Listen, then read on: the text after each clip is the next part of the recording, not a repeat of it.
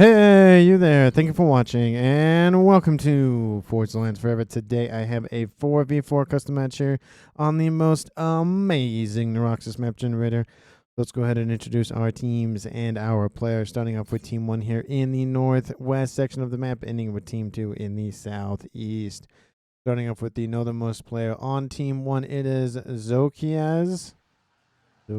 Zokiaz. I could probably call him Z for short, going first land as a Cybern. He is in Snow White, and he is in 1100. To his west, sharing his landmass, it is Raider going first land, second air as a UEF. He is in Barbie Pink, and he is a 1600, the highest rated player on Team 1 and in the game overall. To his southwest in Royal Blue, we have another Cybern here for Team 1. It is Grizax going first land as a 900, and again, he is a Cybern. And showing his section of the map, it is Tropical Ocean Blue player of Steve the Lord 1, or the first of his name, 1, going first air as an Aeon. And again, like I said, he is a 900 as well. So for Team 1 side of things, they have 2 Cyberns, an UEF, and an Aeon. So no save from Tech here for Team 1. Down here in the southern section of Team 2, starting off, we have the Lattice Red player, Lattice Red Pink player of Freddy Fresh going first land as an Aeon. He is a 900. To his east, sharing his landmass, we have the Pac-Man Yellow player of Koto Fair going first land as a Cybern, and he is a 1000 rated player here on the southwestern section of Team 2. And on the northeastern section of Team 2, starting off, we have the Chevy Crimson player of Parallaxis.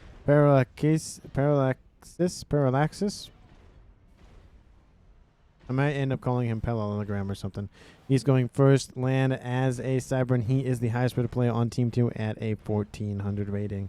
And last but not least, here in Regal Purple, we have Flying Pancake, also known as a donut, with no hole in the middle, almost also known as a Czar, most likely. He's going first land as a UEF, and he is a 1200. So for Team 2 side of things, they have 1 UEF, 2 Cyberns, and an Aeon. It's the same faction amount for both teams. There is no Seraphim in this game.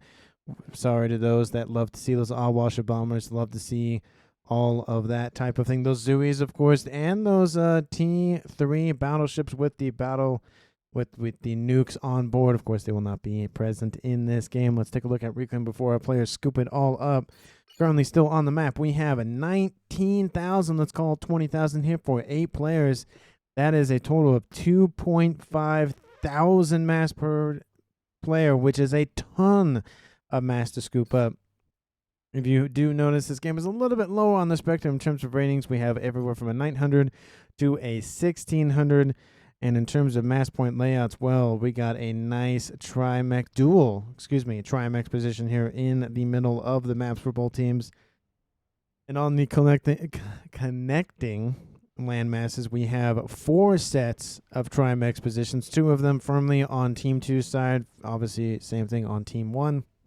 Not really a lot of landmass in the middle right here, but of course, as you can zoom in, we can see there are T1. I think these are T1. I'm assuming they are. Maybe they are T2. Maybe they look like T2. Maybe, yeah, they look T2. T2 Seraphim, destroyed facilities. There are also a nice couple of Salem wrecks as well. I love to see Salem wrecks. For some reason, maybe it's just because I like Settins and I like to see those Salem wrecks on the northern shoreline.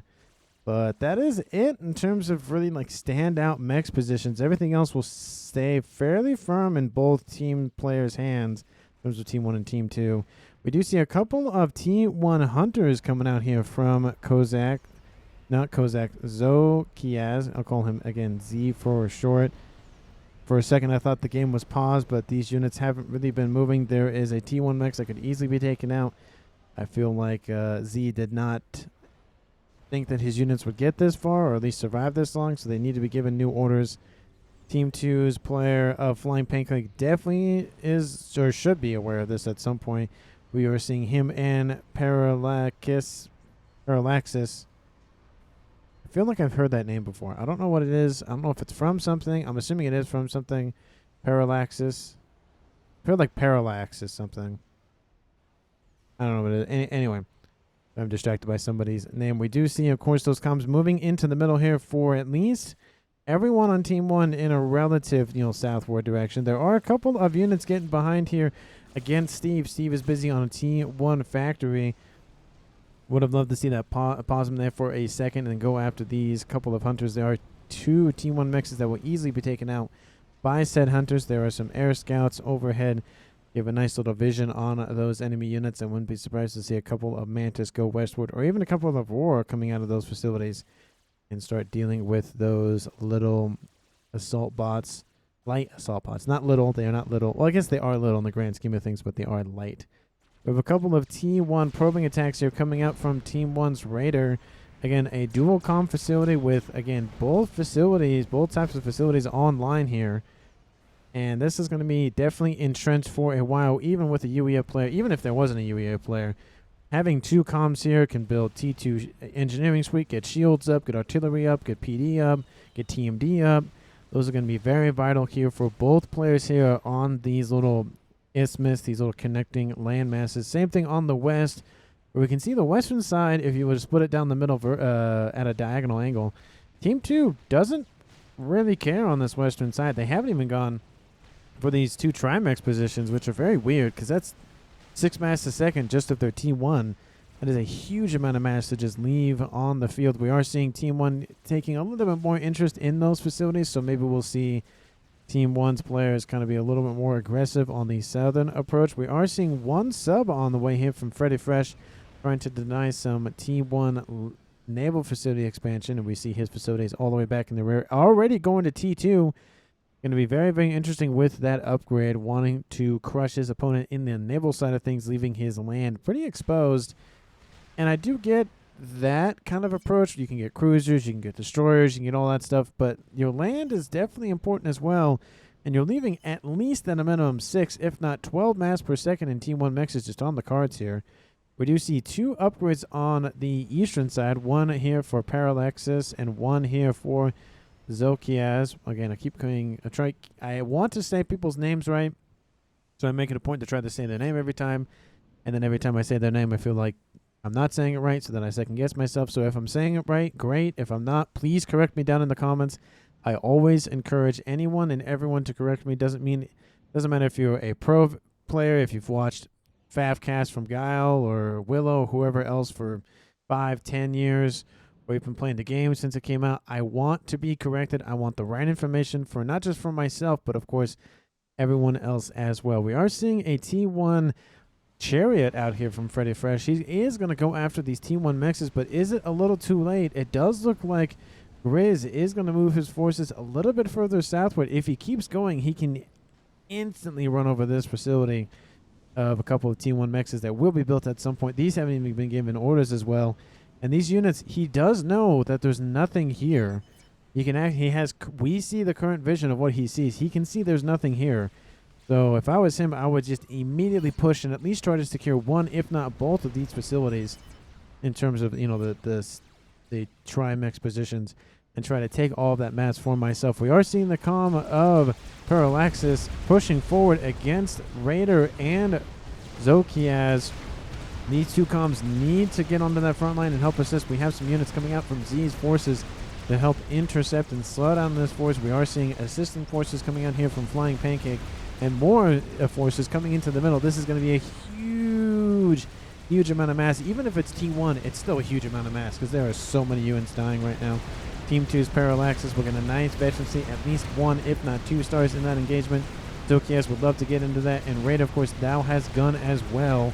So now they're going to fight back Team 2's push.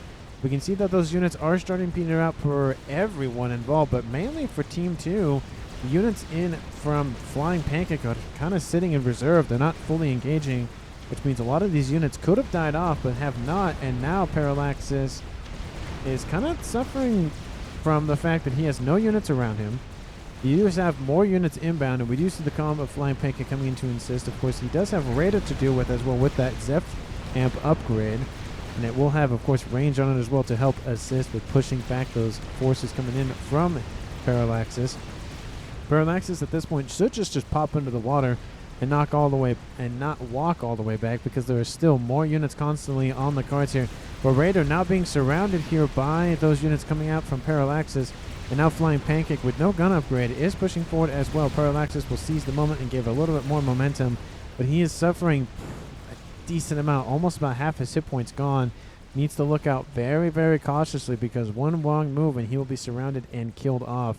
And it does look like Grizzle has heard my comments from the ether and is pushing southward. He has grabbed these two Trimex positions. And Team 2 Southern players, they're going for T2 Navy, which is great, going for cruisers, going for destroyers.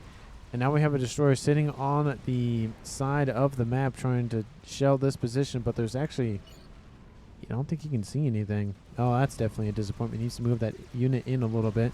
It does look like both of these players in comms for Team 2 and Team 1 have decided to just kind of hold on for the time being. There is a couple of Team 1 bombers trying to soften up these engineers from trying to reclaim all of this. We can see Team 2 has a decent amount of mass in the storage. Actually, all of that essentially coming out from Kotofe. Everyone else is spending theirs. But Team 1 and Team 2 essentially about the same in terms of reclaim. Team 1 getting a slightly better end of the deal. Of course, that will definitely change as time goes on, as T2 and T3 start to make their way all over the map. 11 minutes in this game. We should be seeing T2 air, if not close to T3. And I don't see any air facilities in the south, and I don't see any air facilities in the northeast for Team 2. T2 Navy is online here for them as well. Navy isn't really a thing now that they've lost their facility. So Team 1, what they are losing in are the Navy game, not are the Navy game. T2 air almost done to T3 here for Raider, and he is the only player in the entire game, both counting for Team 1 and Team 2, that has a T2, almost T3 air facility. I sense bombers coming into play here. This is very dangerous here for Team 2, especially with a calm on the front line like this. Parallaxis is pushing back against his opponent, but at the same time being thrown a bunch of units to fight against. And he's dropping into the red. Now he's walking into the water. We have a destroyer on the shoreline trying to come in assist. There is a Janus over the top of that comm, dropping in below 1,000. Will he get some nice veterancy hit points to save himself?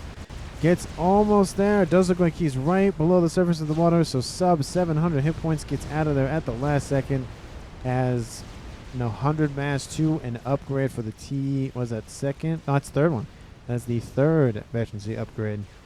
Up to 30% hit points instead, additional hit points instead of 20. So we're seeing a couple of rhinos here for Kotofe to try to slow this push inbound here from Grizz. He's pushing up with his comm, going for these facilities. He could have held back a little bit, not pushed entirely with all these forces. And most of them have been killed off. We can see the amount of mass that's just kind of accumulated here from all the dead units. You can see T1 PD being assaulted by T1 artillery. T1 artillery outranges T1 PD. Though those PD are kind of useless against those types of units. We are seeing more and more units in the Navy here for both teams. Sorry, both sides of Team 2. I shouldn't say. They feel like two different teams when they're split down the middle like this. But they are one team. And of course that T3 air, are we seeing a bomber yet? No, spy plane and then a couple of ASFs. The longer he does not build bombers, the more time it gives Team 2 to build up some defenses.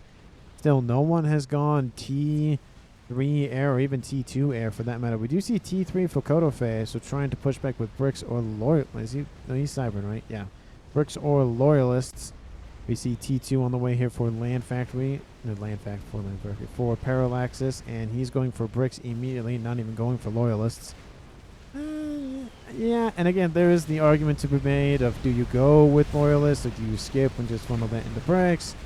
There is an argument one way or the other, but I feel like obviously it depends on the game, which is just a cop-out answer sometimes. I feel like it's a cop-out answer sometimes, but it really just does depend. I mean, is your opponent pushing? Do you need the hit point advantage? Do you have a lot of wiggle room, or do you have missiles raining in on you every 5 seconds? Loyalists are better at that than Bricks are. You know, they have the redirect function, and forcing your opponent to constantly be moving their cruisers or other units definitely eats up their APM, which means you have more APM to spare for other things than just building Team B and calling it good. Now, don't do just Loyalists, do Zappers and Loyalists to kind of get a nice flavor of both. So not every missile is redirected, but not every missile is destroyed as well. It's kind of a mixture of both. But Team 1's comms of Zokiaz and Raider are pushing on this Eastern Isthmus.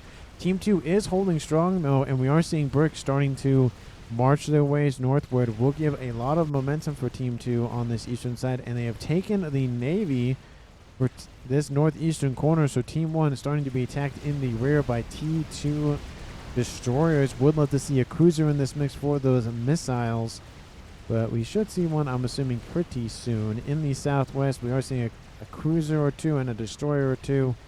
We see T2 Navy as well.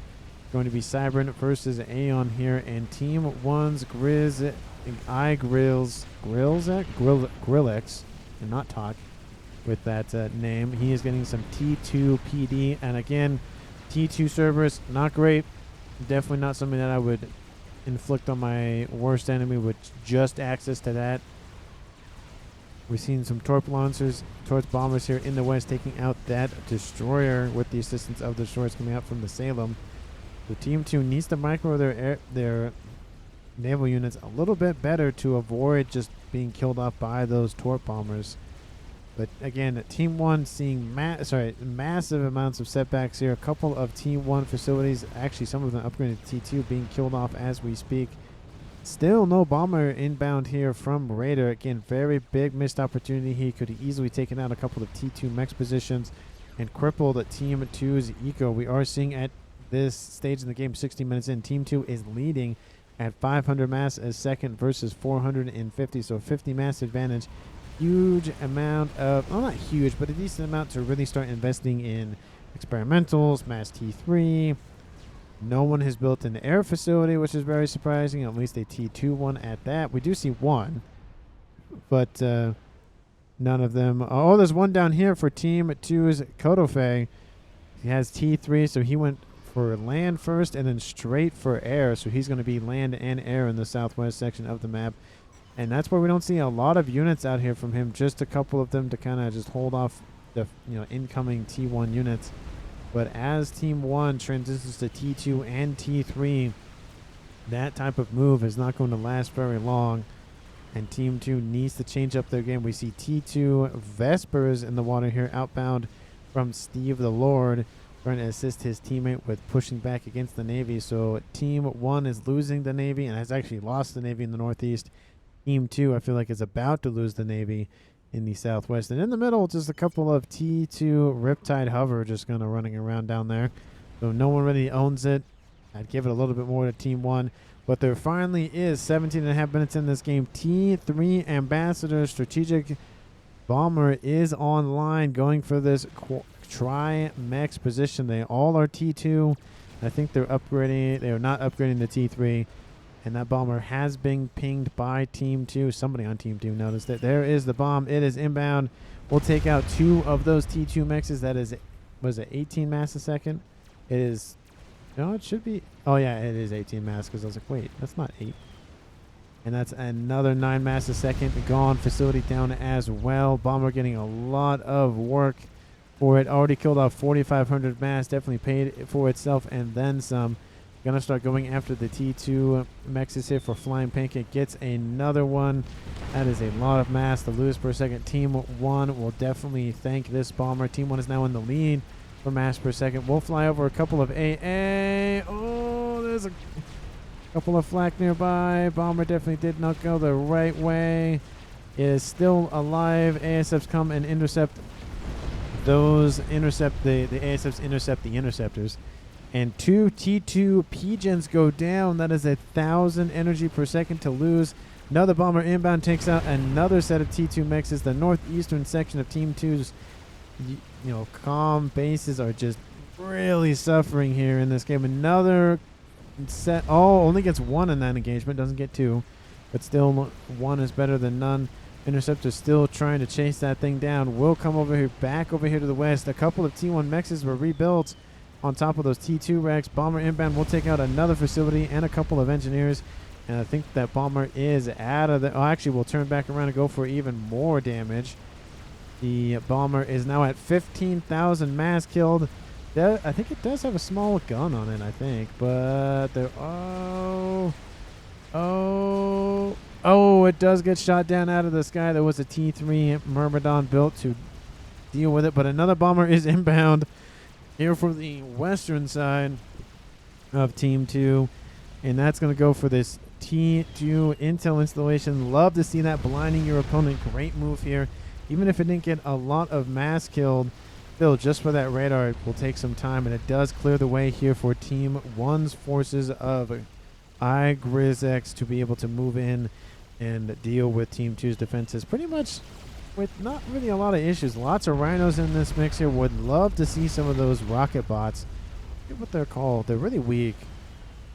They fire a bunch of rockets. That's why they're called rocket bots. I just forget what they're called. Where is that bomber? And there is a loyalist online. Not going to really survive that long against some of those, of a lot of those rhinos. But Team 2's Parallaxes has been able to push through this central position and started to push back the comms of Raider and Zokiaz. Again, every time I say it, I have to like recorrect myself because I feel like I say it differently every single time. T1 PD has been built here to defend. Bomber inbound takes out. I think it took out the PD. And now the comm is being attacked by some rhinos. Did kill off the brick here as well, so that's a lot of the firepower gone. The comm of Raider should be perfectly fine. It's getting 32 hit points a second with that 2-star comm. There's another brick running and trying to get into enemy territory, but torpedo coming on board for Zokiaz. I don't really agree with this over here because it's not really useful. If it was over here, that'd be different.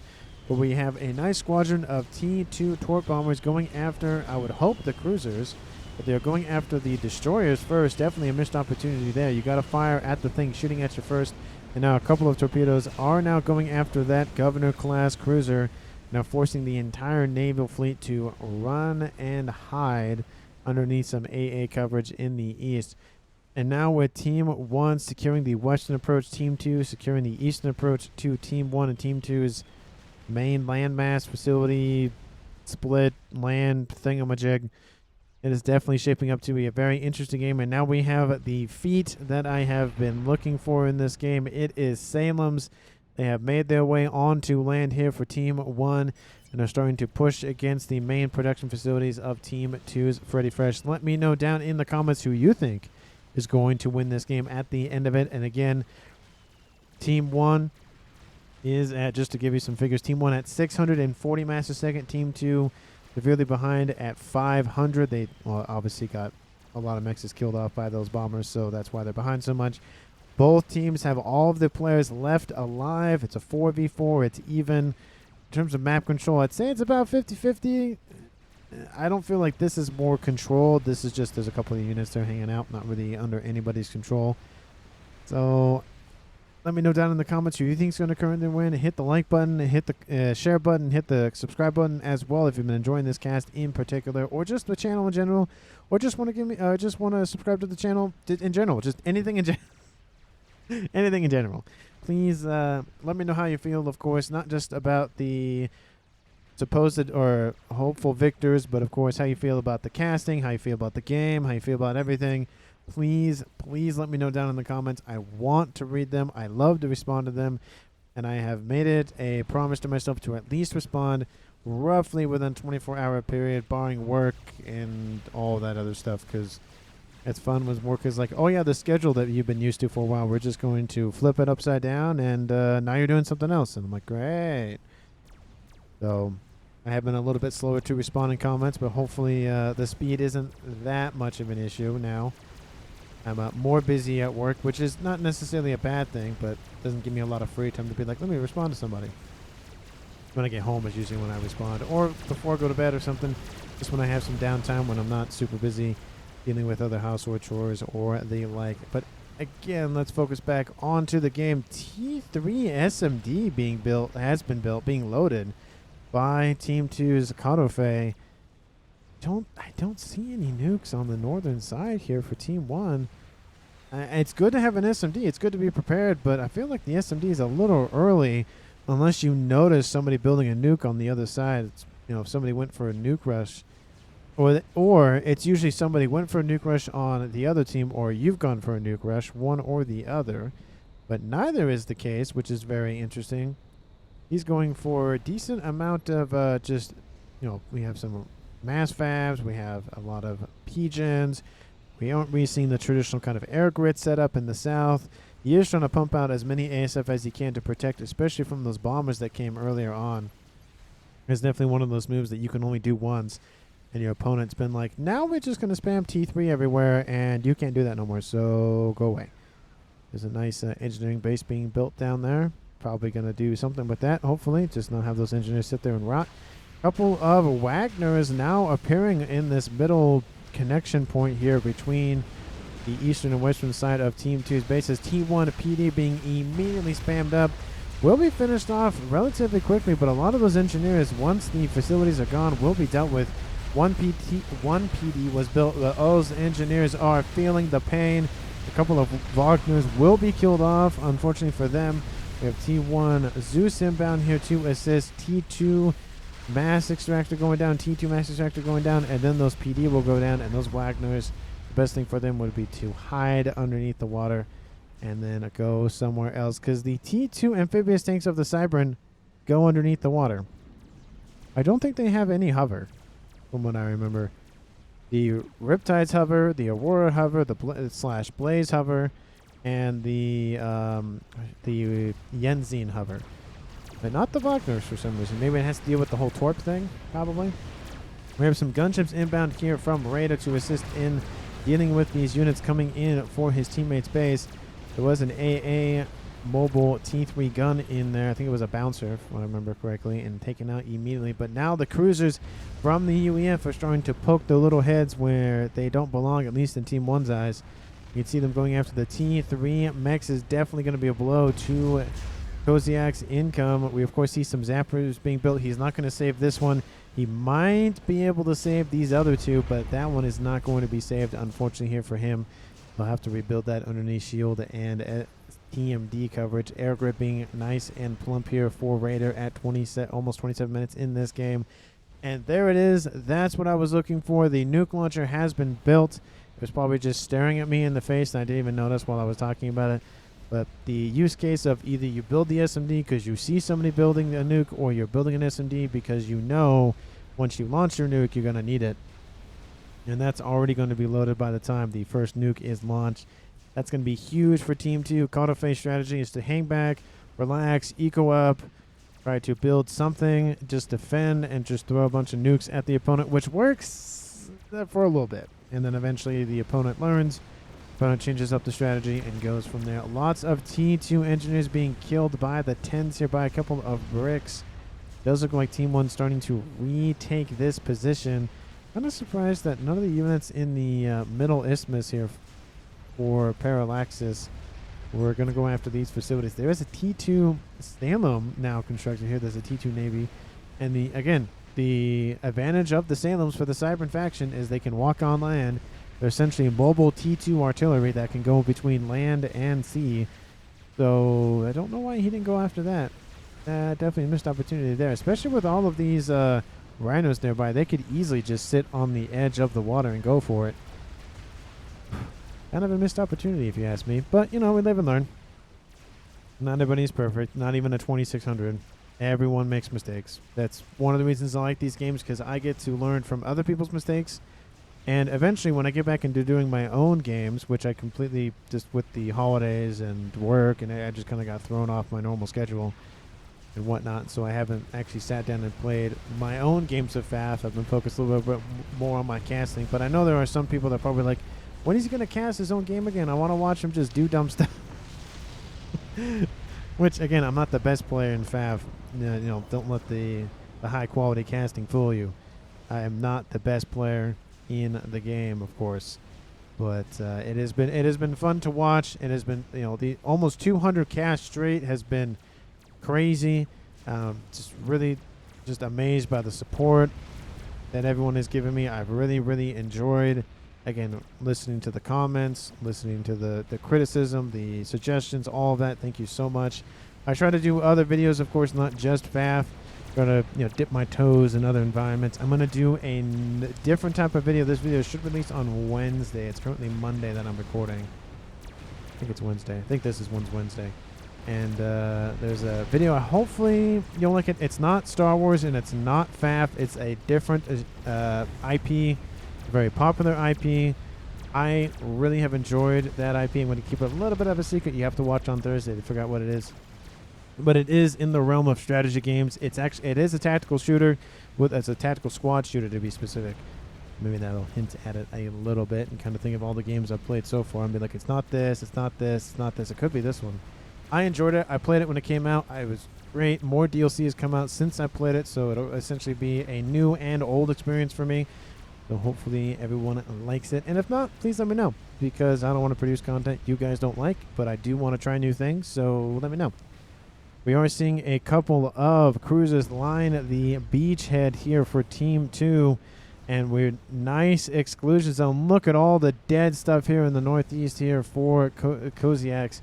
Team 2 is getting the revenge against that bomber earlier on. Granted, it's not against Raiden, but still they're getting at least some sort of revenge. And Team 2 is going to start, again, cutting off Team 1 from this southeastern approach. The unfortunate thing is, with all the Salems in the water over here, it's essentially doing the exact same thing, except for Salems. And the downside, of course, is the Salems have a range, max range of how far their artillery can shoot. They can walk on land, which means that range actually, quote-unquote, expands. We are seeing a couple of Percys actually coming in. That is a very good counter to those Salems, unless the Salems don't target them. There they go. Oh, nice shot. Oh, it takes about 3... No, it's 4 shots. I think it's 4 or 5 shots from a Percy to kill it. And we'll kill at least a couple of those Salems off. Unfortunately, the Percys put their feet in the water, which means those torpedoes coming off of those Salems can target them and kill them off. Being took an arrow to the knee or a torpedo in the foot. I don't... Oh, that's not a good image for me to think about. Or torpedo in the foot. Like, it's like an arrow to the knee, except I think worse. Yeah, no, that's worse. We are seeing a repelling force coming out here from Parallaxes, trying to force these bricks off. Unfortunately, they're trying to hide in the water, which some of them are tall enough to do that, and some of them are not. Actually, short enough, I should say. But the first nuke of the game coming out here from Team 2's Kotofe is outbound. And where is it going? It's going into the west, and please tell me it's going after something a little more there. Okay, nope, still going. Still going. Nope, it's going. Oh, that's not good for Team 1. If they don't move, they're both on upgrades, which means they're rooted to the spot. There are some spy planes flying around, so he will know that. Oh, that's just going to be a very good play coming out of Kotofe. If these comms don't move, the nuke is already halfway there. And oh no, folks. Oh no. Oh no. We have a nice little air grid being built in the west. But the SMD was loaded just in time and does shoot down that nuke.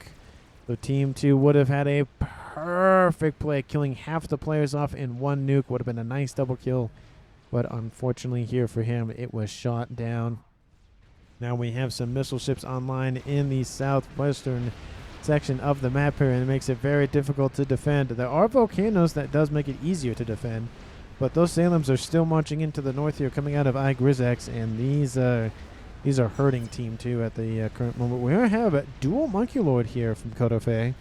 Again, not producing a lot of land units and facilities and the like, but is producing a couple of experimentals. Would love to see those handed off to the main defensive player in the west here for Freddy Fresh. But at least they're built, which is better than nothing, of course. In the east, it's just getting worse. We see a Monkey Lord in the water over here, severely wounded though. And torpedoes going after those cruisers. Distributed orders does get some. Actually, that's a frigate, not a cruiser. To be fair, the frigate and a lot of the ships, they are UBF. They're kind of based on more, U.S. designs, at least World War II designs at the minimum. They look very similar. They're just like straight sticks. Like stick, bigger stick, thicker stick, thicker stick. The subs are a little different, of course, because they're subs, and then the bulwarks are definitely a little bit more designed. You know, kind of give them more of a futuristic kind of shield. And there's a shield emitter on the back kind of design. I do like the design of the bulwark. It looks pretty good. But a lot of the T1 and T2 units for the UEF Navy is just kind of just the same. Really only the best way to tell is by the symbols. But if you have a dark color and you have a dark symbol on said color, it makes it very hard to read. So, you know, when you zoom out like this, it's like, is that a frigate? No, that's a frigate. What is this? This is a cruiser because I can tell the missiles are coming off of it. But if it wasn't for that, I wouldn't know the difference between a frigate or, sorry, a cruiser or a destroyer. There's a ton of cruisers. Actually, that is no, that's the right player. We have 14 cruisers in the area. That's a decent amount of AA. You can see the exclusion zone they're starting to create. They are being eliminated in the northwest, however. Sorry, northeast. A couple of broadswords came in and just wiped out all those boats. They cannot engage. That's a lot of AA to fly through. Team 1 is being pushed back. It does look like Team 2 has been able to hold off those Salem pushes, but you know, in the west they still have this thing to deal with, and they are having this also thing to deal with. More missile ships. That is even more. That is so many missile ships there, Steve the Lord One. That is a lot, and you're still building them. No, is that a missile ship? Maybe that's a. No, maybe that's a battleship. But we are Salem's inbound here, and you can never have enough missile ships. Never have more missiles. More missiles. So many missiles.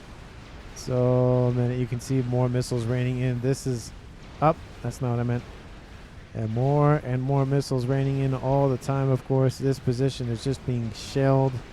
It does not care what the opponent feels like, even if there's, you know, so many volcanoes to protect an infinite amount of volcanoes. I feel like an infinite amount of missiles.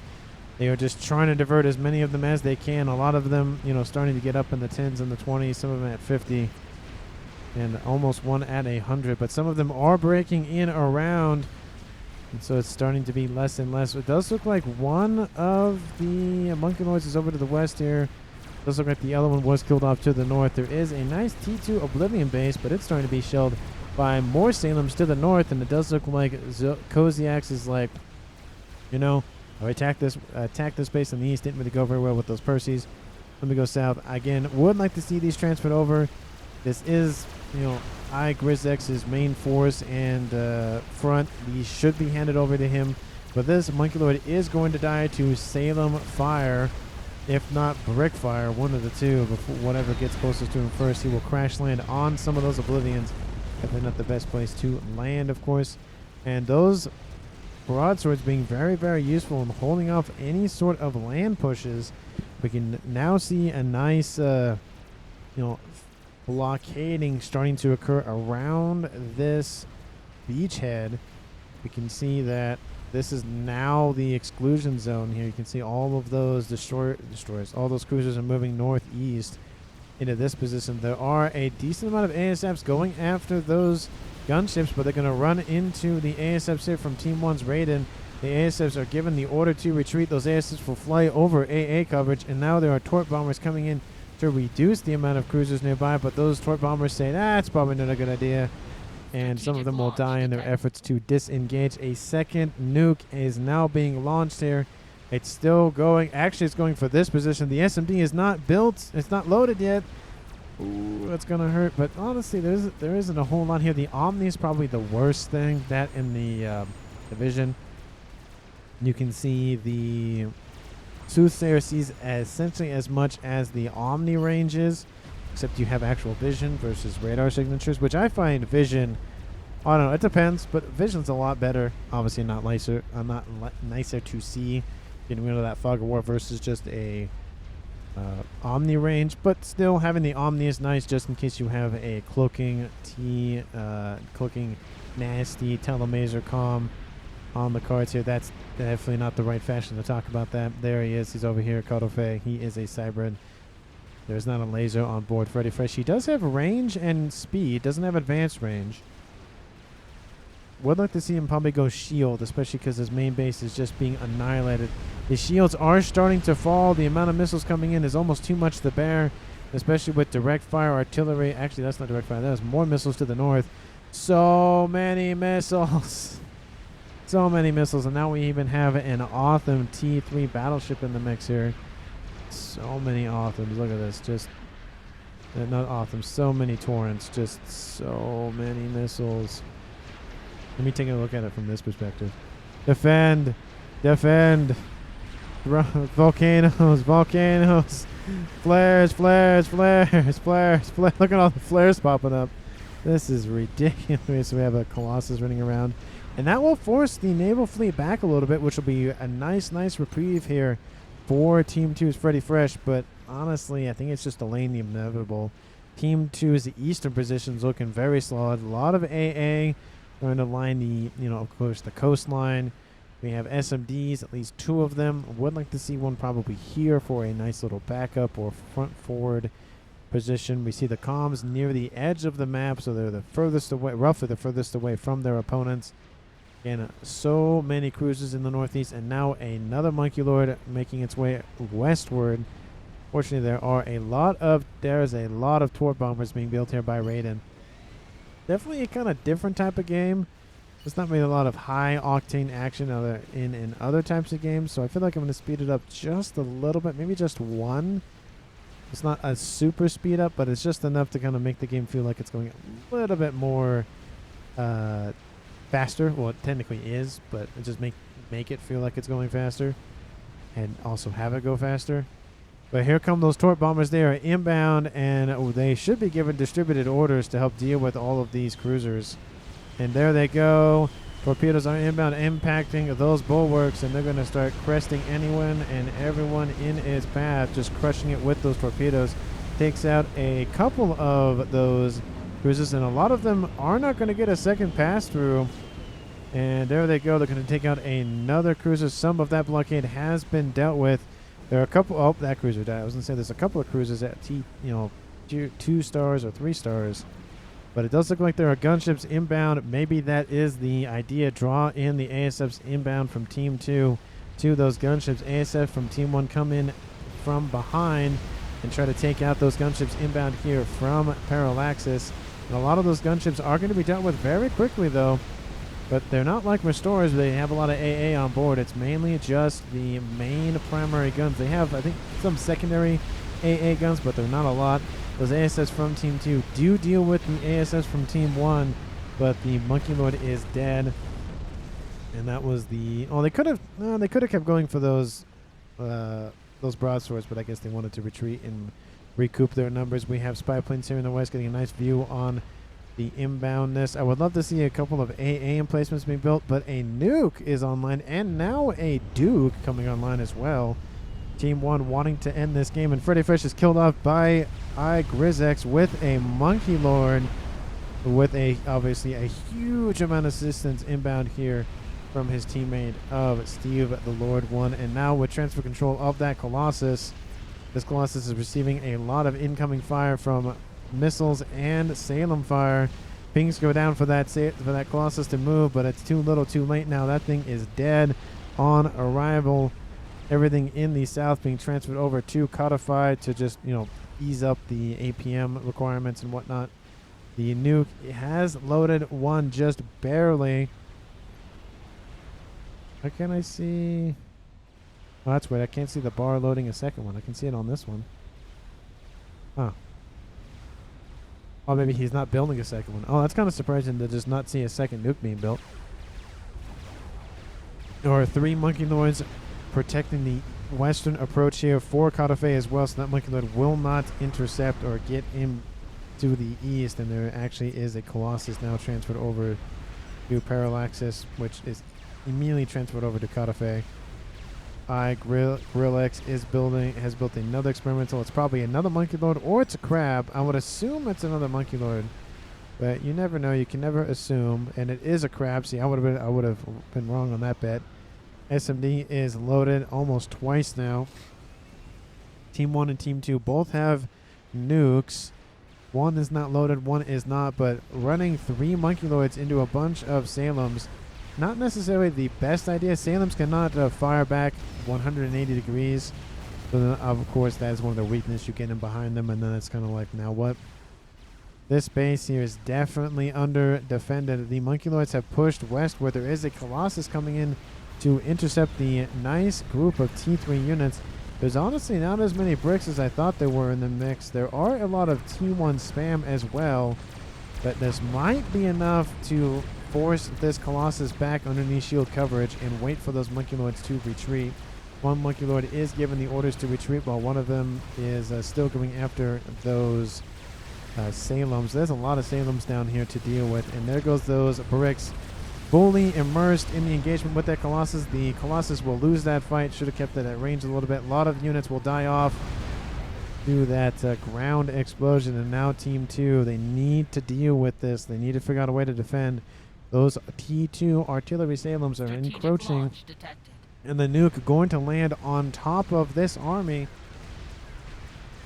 And that army going to immediately move. Point defense nuke. Will it be enough? The Salems will get caught in that blast. The crab to the north moving out of range. Of course, not even near the range. And most of that army is destroyed.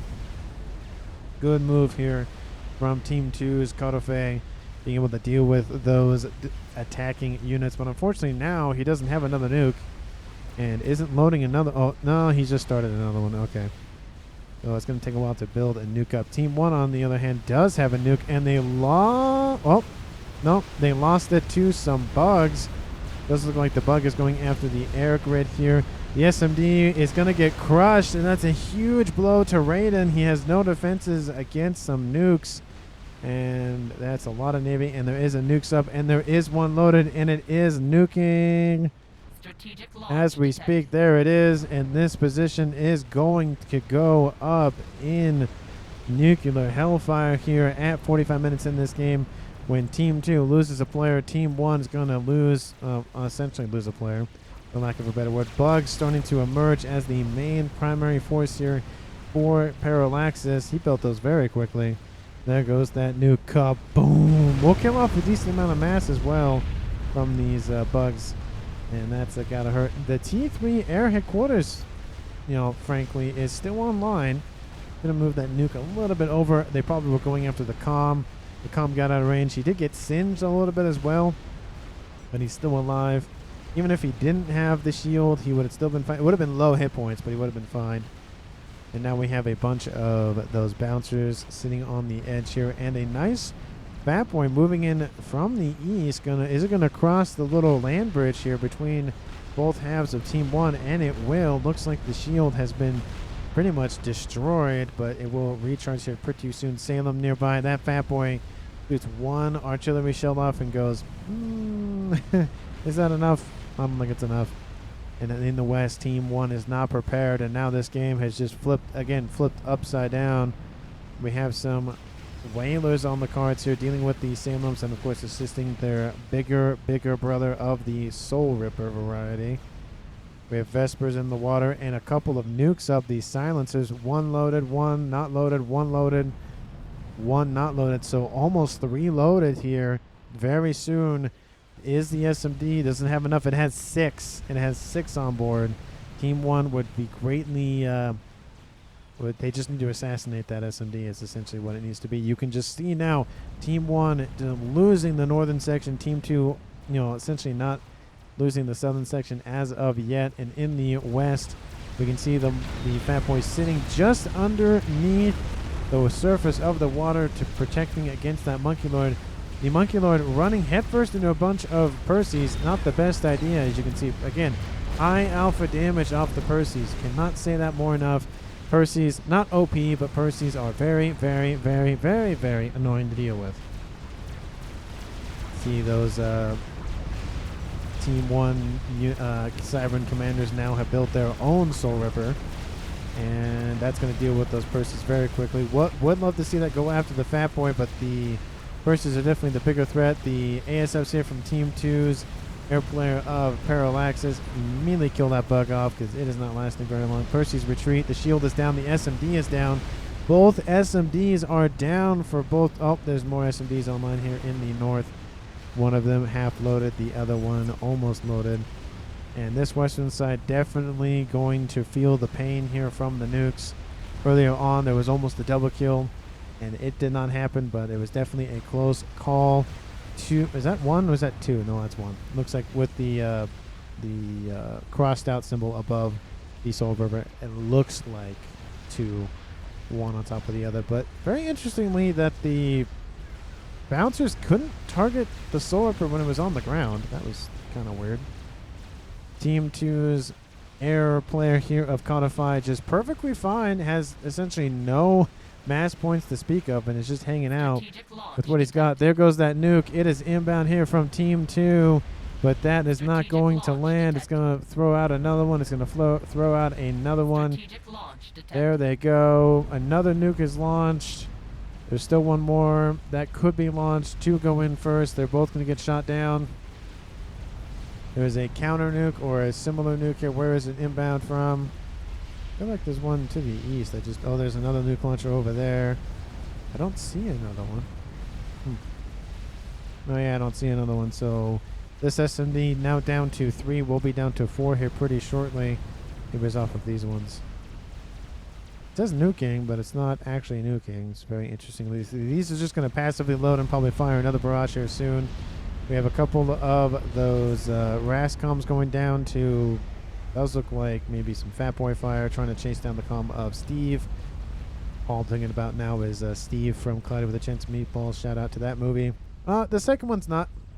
Second one's, I don't know. The second one has some good scenes, but I feel like overall, first one's a lot better. Second one's kind of just not there. It's just, it's not as good as the first one. There's not a lot of sequels that are better than the first one. There are definitely sequels that are better than the first one. Empire being a good example. Toy Story 2 being another good example. Another nuke launch. This time it's outbound by Team 2's Codifay, and it is going for the nukes down here. The nuke silencers will get out of range of the bigger brother of the stationary nuke, but those Vespers and those Omens and those Torrents are dead. Oh no, a couple of the Torrents survived, very surprisingly. I feel like that's kind of small for the nuke range. I feel like it's a lot wider than that. Well, it's definitely a pretty recent game. Another nuke is launched going for this position over here in the east. Still will not get it because the SMD has loaded once again. This one about to load, this one about to load, this one about to load. Another barrage is inbound, and one more barrage and then one additional nuke will be enough to deal with all the SMDs loaded. Team 2 needs to pump out more SMDs for him or he is dead. Team 1's goal is just going to nuke that to high heaven. Just say, nope, no longer going to exist on the map now. Kind of, if you've ever seen South Park, kind of reminds me of that episode where they get space cash and they nuke Norway just out of existence. That's kind of what's going to happen here pretty shortly. If no more SMD, there's not a lot of emphasis on the SMD. More shields will protect the SMD. That's a good idea. Load the SMD as well. That's also a good idea. It will also protect SMD if load SMD. We have a bunch of Percys charging the once grand base of Raider, but dual Fat Boys will be able to deal with a decent amount of them, especially with T1 PD spam coming online here. Going after the SMD once again. Oh, the shield doesn't come in. Oh, that's gotta hurt. Another nuke might launch for this base. In the west here, there is a Duke coming online here for Team 2. There is another nuke almost going to launch here. Another nuke is launched. Team 2's own ace has killed 86,000 mass. Well, my voice kind of broke there for a little bit. Fat Boys are getting out of range. SMD, is it going to get it? Oh, it does shoot it off at the last second. That was a very close SMD. Raider very happy about the fact that that thing landed right in the edge of that coverage. He has been very lucky. Did receive, of course, one nuking, but isn't dead yet. Was that another nuke? Did someone launch another nuke and I didn't notice? Does look like the silencers have actually retreated, very surprisingly. They could have easily overwhelmed this SMD. There's only 2 left, and there's 4 silencers. That should be enough. Where are these silencers going? Oh, there's more down here. Oh. Oh, well, that's an idea. Of course, we have full vision. We know exactly what's going on, so we can know that they don't need that many. But this base isn't really the biggest concern. It's a nice defensive position. There's, a bunch of air station facilities to refuel the ASF. We have some shield coverage. We have vision coverage. We have more facilities being built. We have some gunships, both in the T3 and T4 variety. We have, RASCOMs being gated in, and an SMD, and a nuke. The nuke getting even more assistance. Would like to see more hives in that base as well. But the East is definitely the powerhouse here for Team 2. Both Parallaxes and Flying Pancake have a ton of AA, have a ton of other things in their bases. And now they have a Duke. And that thing is definitely going to be the crown jewel so far for Team 2. And they have another Solar Ripper running around. They assassinated another Fat Boy. He was just minding his own business, eating some ice cream, which, by the way, Fat Boy ice cream bars, very, very delicious. Very delicious. I don't think they're my well, Klondike bars are good. The only issue with Klondike bars is because the outer chocolate layer is so thin. Once you bite into it, you're on a timer of how fast you can eat it. It just starts to melt literally in the palm of your hand. Fat Boys are like, you can eat it kind of slow. You don't have to eat it super quick. That is a lot of cruisers, though, for some AA support. Flying Pancake taking no prisoners here with that AA support. Look at that. 28 cruisers. He should get some aircraft carriers for some additional AA as well. We have some spy planes going to receive a lot of ASF missiles to the face. Actually, a lot of those initial ASF missiles miss because the ASFs redirect into different directions, but spy planes inbound here for Team 1. Grizzix as well. Will not get a readout on that base. That's definitely a missed opportunity there. The nuke will almost be ready to load. Or be ready to launch, I should say. But a Scathus in the green. 56 minutes in this game here for Parallaxes. Now that will be the crowning jewel of Team 2 once that is completed. I don't see any sort of big ticket items. We see an eye here for Team 1. That'll be nice to have. They're going for a salvation with no shield coverage. They're building it now, and it's almost done. Oh, does Team 2 know about it? Team 2 definitely knows about it. Team 1, do you know about the Scathus? Yes, they do. They know about it. It's being loaded as we speak, and that salvation is online, and we know exactly where that's going. The Duke, I don't think the Duke can hit that salvation, I feel like. The Duke. No, it is barely out of range. It's going for the base here for Grizzix. And salvation versus rapid fire versus watering can. Who's going to win that fight? I feel like the rapid fire is going to win it. And essentially the base for Raiden is essentially gone. He's just kind of recovering. And now we have the first shots landing around that Scathus. The Scathus either has two options. Either just immediately start firing and move. Sorry, immediately start firing or move. That's it. But the shields are being assisted quite heavily. Some of the shields are falling, though. There's so much assistance going down. A lot of the additional shields are collapsing as well. You can see this one down south is, barely being hit. But the main shield is still online. Team 1 needs a little bit more firepower in this mix. The salvation is finished. That is a lot of T3 support, though. If this shield were to fall, that would be it. The end of days here for that Scathus. We have some bombers inbound for that salvation itself. Unfortunately, though, a couple of them is not going to be enough. The shields were built with, well enough time. And now we're getting some assistance from the... the adjacency bonus means that salvation will fire faster, which means it'll be harder to keep the shields online. First barrage of Scathus fire raining across, actually second barrage actually inbound as well. First barrage is impacting around those shields. Again, it is a watering can, so it doesn't have the best accuracy on the planet. It's better than nothing.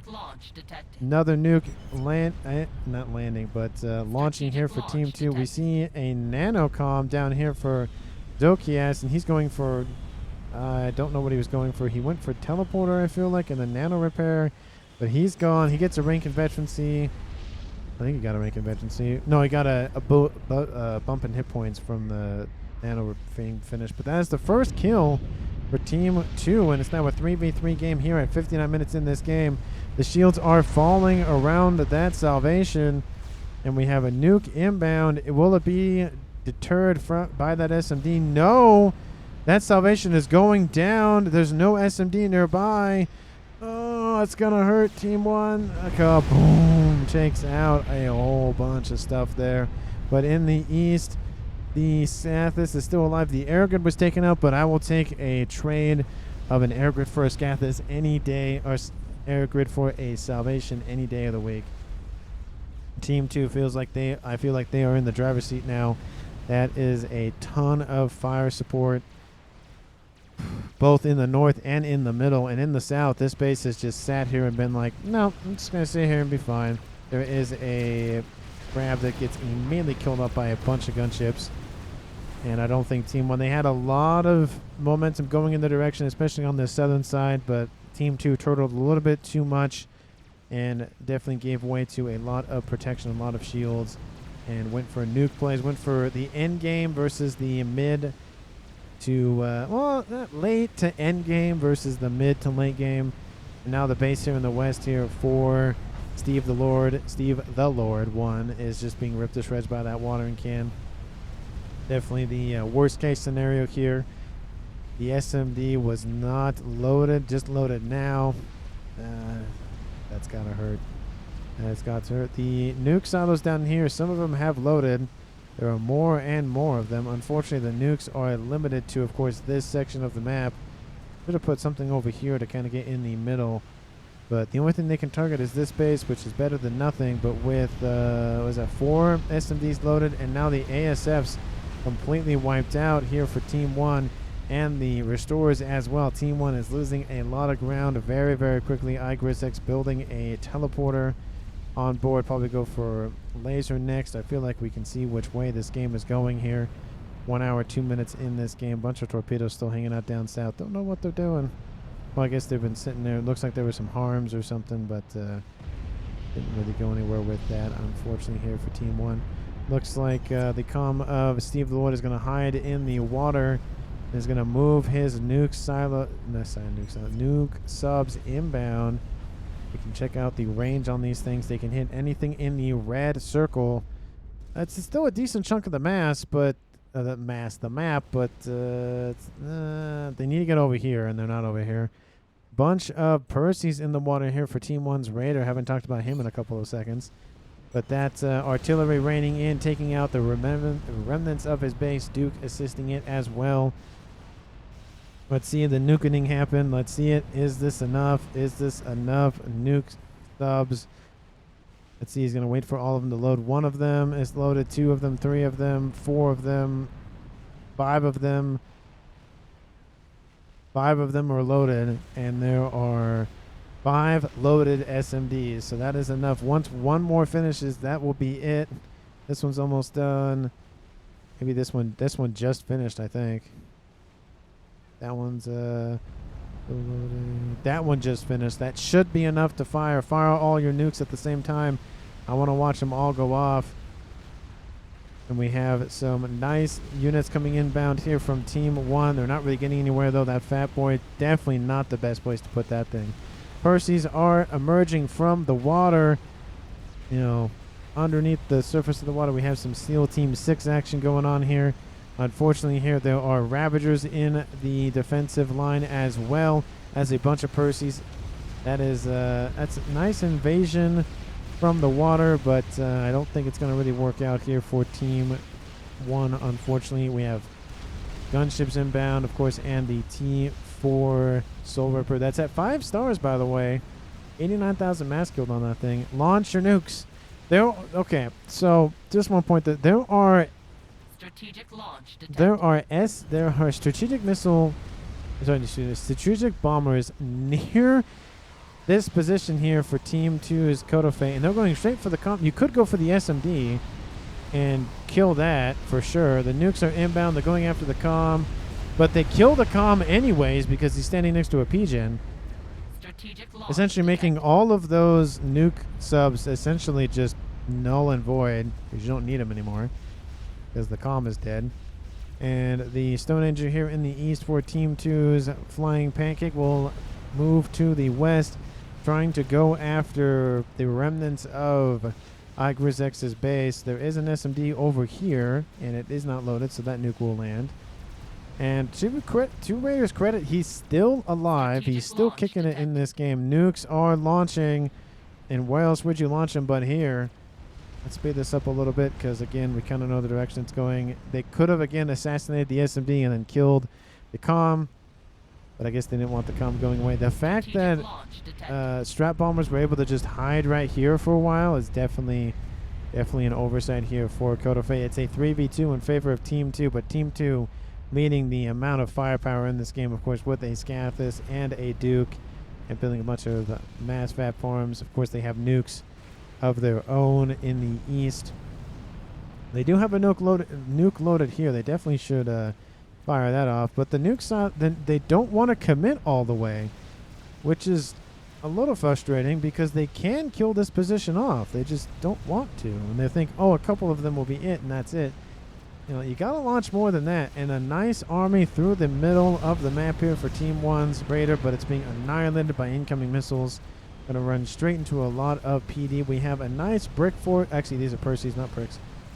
Percy force down here as well. We have a nice force down here with some bricks. Trying to force back those gunships. And so far, again, Team 2 in the driver's seat. Team 2 has all the momentum now.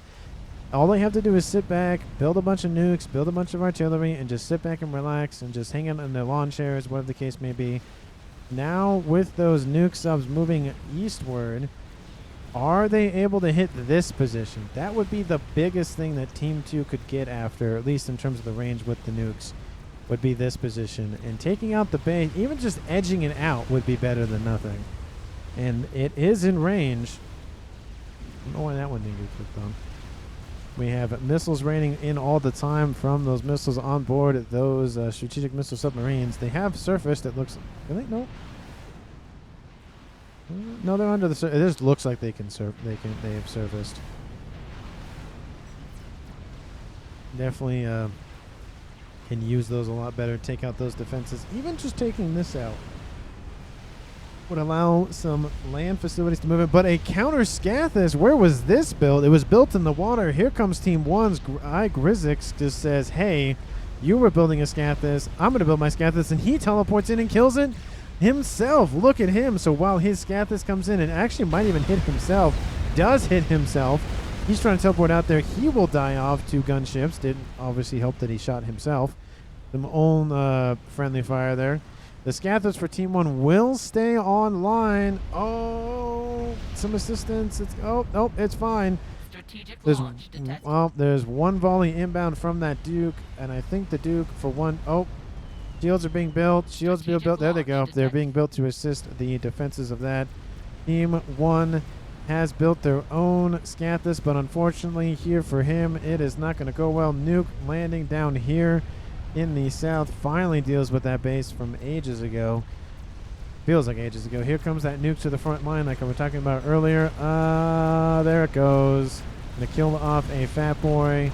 Open up a decent hole in Team 2's front line. We have strap bombers inbound. Kills off the Scathis here for Team 1. Just as Team 1 catches a break.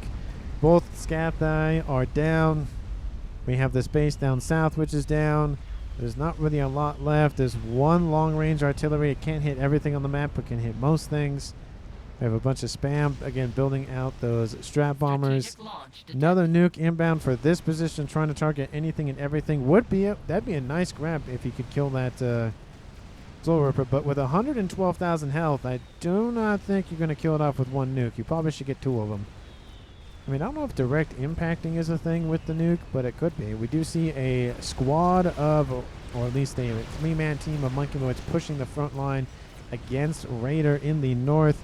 Here comes that nuke. Does not take out the bug, but takes out only just like 25,000 hit points. That is not a lot of hit points. It's enough to take out, of course, most things, but not that, apparently. Strap bombers kind of running around here for Team 1. Aren't going to get a lot of work done in that regard. A bunch, and I say a bunch of T3 quantum gateways here. Gate them in. Monkey Lloyd says no more assistance. No more assistance here for Team 1. Says no. No more gating in. No more gates. No. No soup for you. No capes. Strategic launch detected. Just wiping the field there here for Raider. Raider, I haven't taken out a lot of mass. 1.7 thousand mass per second versus flying pancakes. Well, I think he may have power problems. It looks like he has power problems. He was doing like 1.7k, which is a ton of mass. Both players just have a ton of mass, and in the West, we have a lot of E-storage. What is he doing? He's a UEF player. He has a bunch of mass per second. I feel like he's not doing as much with it as he could. What does he have in storage? He has 55,000 mass. He has a quarter, roughly, of a Naval. What could he be doing with it, I wonder? Not really a whole lot, apparently. I thought he'd be doing a lot more. But Monkey Lord's still a threat here in the Northwest. Have dealt a ton of damage to Raiders' infrastructure here. Team 2 still sitting pretty in their bases. More strat bombers just going to run around the map. All of the RASCOMs running around the map. Don't tell me we're going to have strategic bombers just going after T3AA. That'd be very funny to watch. We have a nice facility down here with a bunch of bouncers as well. I don't know where this is going. We have more Percys in the water, a bunch of cruisers as well. And there come the strat bombers going after a couple of P-gens. I don't know where they're going. Oh, going after quantum gateways, I guess. They'll take out the P-gen and all the hives. Quantum gateway still online, though. That is a lot of firepower being used on those gateways. But I guess they just want to reduce the amount of mass and energy income here for Raider. That's one way to just jack up your eco, is just build 30 of those things and call it good. Another nuke is launching here. This time it's from Team 2's stationary facility. It's killed 112,000 mass here, 1 hour, 13 minutes in this game. Recording's at 1 hour and like 10 or so minutes. And that is, I don't know. How much mass is on the field? I haven't checked mass for a while. This game has been very weird. 1 million mass! 1.08, almost 1.1 million mass on the field. A lot of it just everywhere. A lot of that mass essentially on the, the northwest and south direction. Some of it in the east, but most of it in those directions. More, looks like a lot of mass was killed off, of course, with that nuke. Another Scathus has been built. I was wondering if he was just going to claim the wreck, which, nope, he didn't. 69,000 mass still on that wreck. Strat bombers just running around now. They could easily go after this. And they're building T2 PD to protect it. They need more shields. They have some AA in the mix. Again, more shields. Monkey Lord to the west. Does Team 2 even know about it? Team 2 doesn't even know about it. That's definitely something they have to fix. Radar says Grillex. Yeah, they probably need a radar online. GG says Pancake. I don't think it's GG, my friend. Nice cascade going on that air grid once again, dealing with all of that. Team 2 didn't go for any sort of game. They have one satellite. Okay, well, they were going for it. They just were kind of slow on the ball. How do you lose so bad, says Grillex. Well, yeah, it's not necessarily wrong. We have, again, a Duke firing at this position, but I don't know if one Duke is going to be enough with the amount of shields and PD that's being built. There are some bricks inbound. The Monkey Lord to the west could easily come in and assist with this, but explosions go off. Oh no, it was a nuke and it killed off the Scathus. What the heck? And there it goes. Raider Control K saying this game is over. This game, what the heck happened? Strange map, strange game. And that's one of the reasons I wanted to cast this game, because it was such a strange map of the way that, lines were drawn around the map, different sections of water, not different sections of land, they're all connected. Did White even try to fight Navy, says Raider? Not really. I don't think Koziak's with it. I'm a noob on Navy, says Parallax. Calm, says Grillex. Yeah, there's a calm right there. And I'm going to speed it up to 4, I think. That's as fast as I'm going to go. And the calm is down here in the southwest. He has, again, a bunch of silencers. A lot of them are loaded. But again, they'd be a lot better. Had he put them in this central spot, that would have been a ton of firepower. And he could be able to shell anything and everything. But how many of these things does he have? He has 17 of them. 2, 4, 5, 6, 7, 8, 9, 10, 11.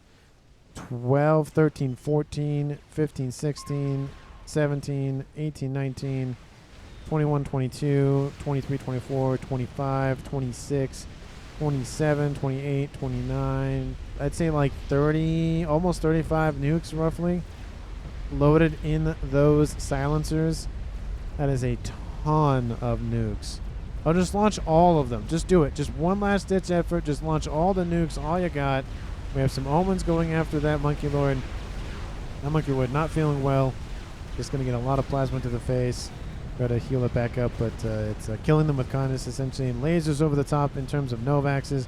Going after the comm will force the comm in the water. Just spam the nukes. Spam all your nukes. But a horde of T3 strat bombers, T2 torp bombers are inbound. Lots of AA coverage though. Some on the way, some just around the comm directly. Lots of efforts to just go after anything and everything. Well played, you two, says Flying Pancake.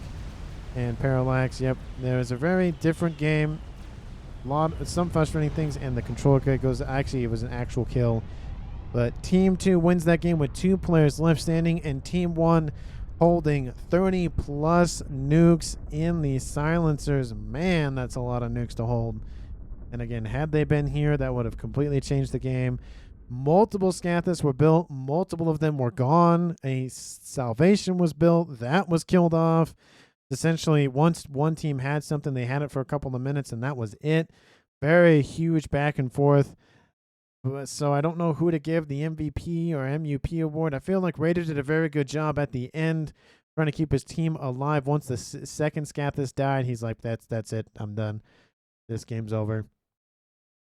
Now let's see. We had Steve the Lord with those silences, able to just annoy, but not really go after the base. He should have been a little bit more aggressive with the nuke launching here against Counterfeit, and then he could have moved over and dealt with something else.